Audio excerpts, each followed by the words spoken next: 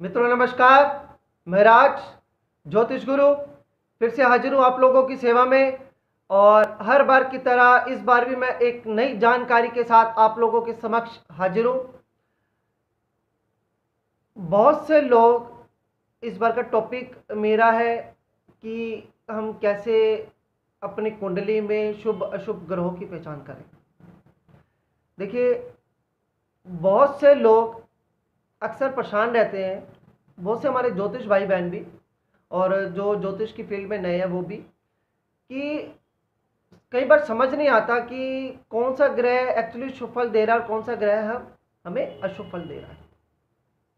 कई बार लगता है कि सूर्य हमारी कुंडली में उच्च का है, अच्छे भाव में बैठा है, लेकिन जब सूर्य अंतर प्रत्यंतर दशा में आता है तो सब उलट पुलट कर जाता है।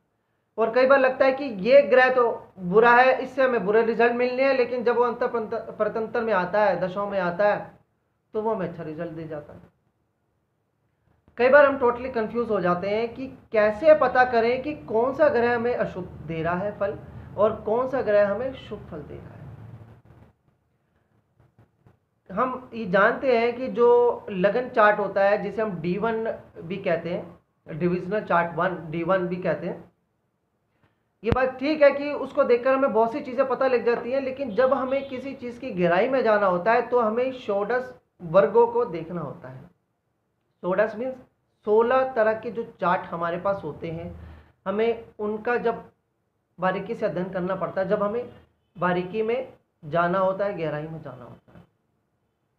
D1 से लेकर D1 2 3 9 10, फिर D12 D14, उसके बाद 16 20 24 27 30 40 और 45, ये होते हैं हमारे षोडश वर्ग 16 डिवीजन चार्ट, जिनको देखकर हम और भी किसी जातक के जीवन का बारीकी से हम अध्ययन कर सकते हैं।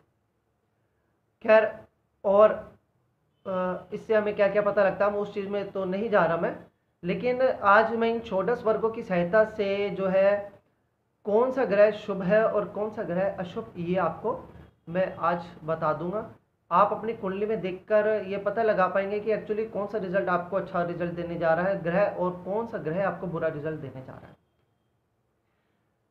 देखिए, अशुभ ग्रह जब वो बुरे भावों के मालिक बन जाए, पाप ग्रहों की उन पर दृष्टि हो जाए, तब वो अशुभ हो जाते हैं। अच्छे भावों के मालिक हों, शुभ ग्रहों की दृष्टि हो और अच्छे उनका बल अच्छा हो, उच्च के हो, या इस तरह के हम ये जो पैरामीटर्स लगाते हैं, तो इन पैरामीटर से हम देखते हैं कि ये ग्रह शुभ और ये ग्रह अशुभ। जो कुंडली की या ज्योतिष की जरा सी जानकारी रखते हैं, वो इस चीज़ को चार्ट देखकर, लगन चार्ट देखकर आसानी से पता लगा लेते हैं। अगर आप ज्योतिष सीख रहे हैं तो आपको भी इन चीज़ों का थोड़ा ज्ञान होगा, क्योंकि ये शुरुआती, ये बेसिक स्टेप होता है कि ये ग्रह बुरा है और ये ग्रह यहाँ पर अच्छा फल दे रहा है, इस चार्ट में ये अच्छा है ये बुरा है। और अगर आपको ज्ञान नहीं है तो आप कोई भी बेसिक अपने बुक उठा लीजिए, उसमें आपको इन चीज़ों का ज्ञान हो जाएगा। अब इसमें आपको करना क्या है?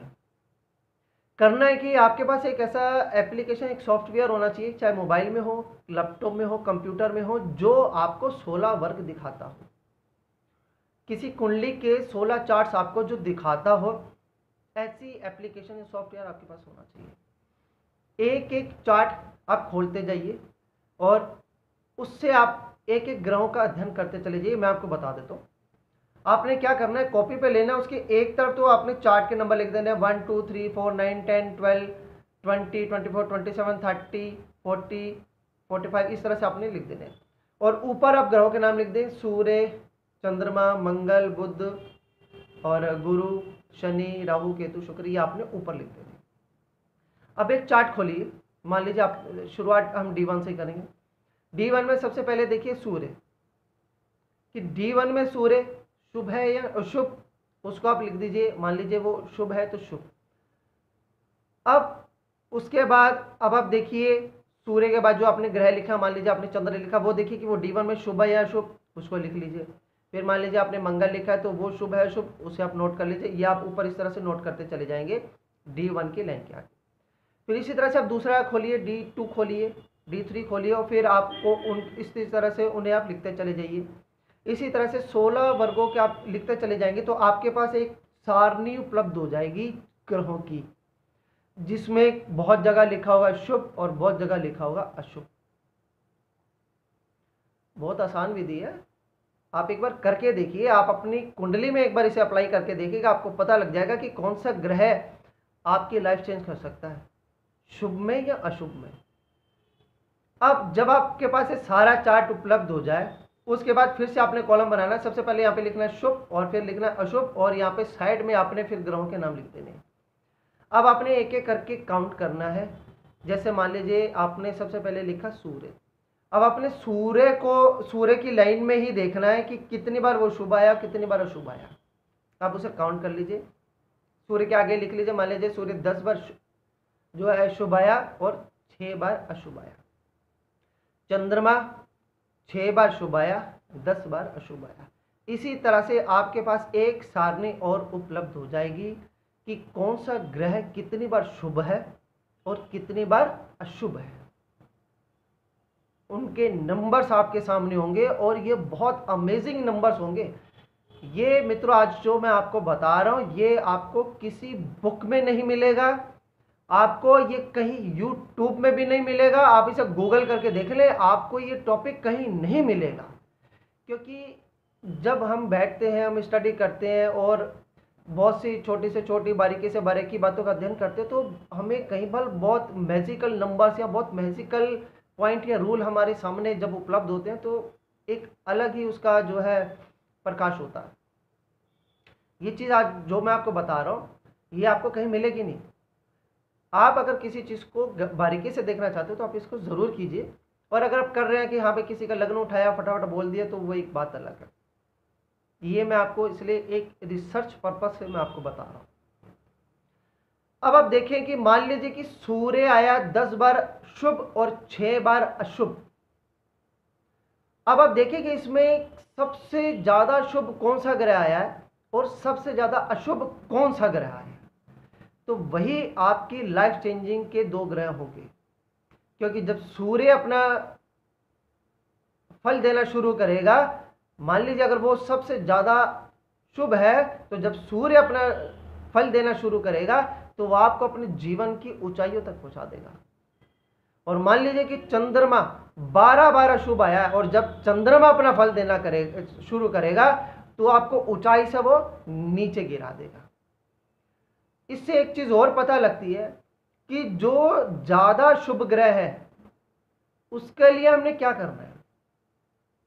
जो ज्यादा शुभ ग्रह है उसका आप रत्न पहनिए, उस रंग के आप कपड़े पहनिए, उस रंग का रुमाल अपने पास रखिए, उस रंग के भोजन वस्तु फ्रूट खाना शुरू कीजिए, उस रंग का आप धागा गले में पहन सकते हैं। उससे रिलेटेड कोई कारक वस्तु जैसे कि मान लीजिए शुक्र आपका शुभ आ गया, आप डायमंड पहन सकते हैं। और कोई जो ग्रह बहुत ज्यादा अशुभ आया है उसको परवाह कीजिए, उसका दान कीजिए, उस ग्रह की पूजा कीजिए, उस ग्रह के देवी या देवता के मंत्रों का जाप कीजिए ताकि उसके अशुभ फलों में कमी आए, और जो शुभ फल के लिए जो मैंने उपाय बताए वो कीजिए कि ताकि उसकी शुभता में और बढ़ोतरी हो जाए। या अगर वो अपनी शुभता नहीं दे पा रहा किसी कारणवश तो उसकी शुभता आपको मिलने लग जाए। मित्रों ये आपको कहीं मिलेगा नहीं, और मैं आप सबसे रिक्वेस्ट जरूर करूंगा जो इस ज्योतिष की फील्ड में, एक बार आप इसे करके जरूर देखिएगा, आपको बहुत ही जो है मैजिकल फिगर इससे मिलने वाला है। चलिए मित्रों, अब मुझे बताइएगा ज़रूर कि आपको ये जानकारी कैसे लगी, और मैं अपने उन सभी व्यूअर्स का मैं धन्यवाद करना चाहता हूँ जो मुझे कमेंट्स करते हैं, मेरे वीडियोस देखते हैं, उन्हें पसंद करते हैं। मैं उनका बहुत बहुत तहे दिल से उनका मैं शुक्रिया अदा करता हूँ। और आपसे फिर एक बार रिक्वेस्ट करता हूँ, अगर आपने अब तक मेरा चैनल सब्सक्राइब नहीं किया है तो कृपया से सब्सक्राइब कर लीजिए ताकि मेरे नेक्स्ट वीडियोस का जो नोटिफिकेशन है वो आपको तुरंत मिल जाए। मित्रों आने वाले वीडियोस में मैं आपको कुंडली से आयु कैसे देखें और एग्जैक्ट कैसे हम पता लगाएं इस बारे में मैं एक जानकारी आपको दूंगा। तो मेरे वीडियोस आप देखते रहेंगे, क्योंकि मुझे जब भी समय मिलेगा, वो एक लंबा टॉपिक होने वाला है, लेकिन मुझे जब भी समय मिलेगा मैं आपको आयु निर्धारण करना जरूर बताऊंगा, और वो भी आसान सबसे आसान तरीके से, ऐसे तरीके से बताऊंगा आपको आयु निर्धारण करना कि आपको वो तरीका कहीं मिलेगा नहीं। चलिए मित्रों, मुझे तब तक के लिए आज्ञा दीजिए, अगली बार फिर आप लोगों के साथ मिलेंगे। जय माता दी।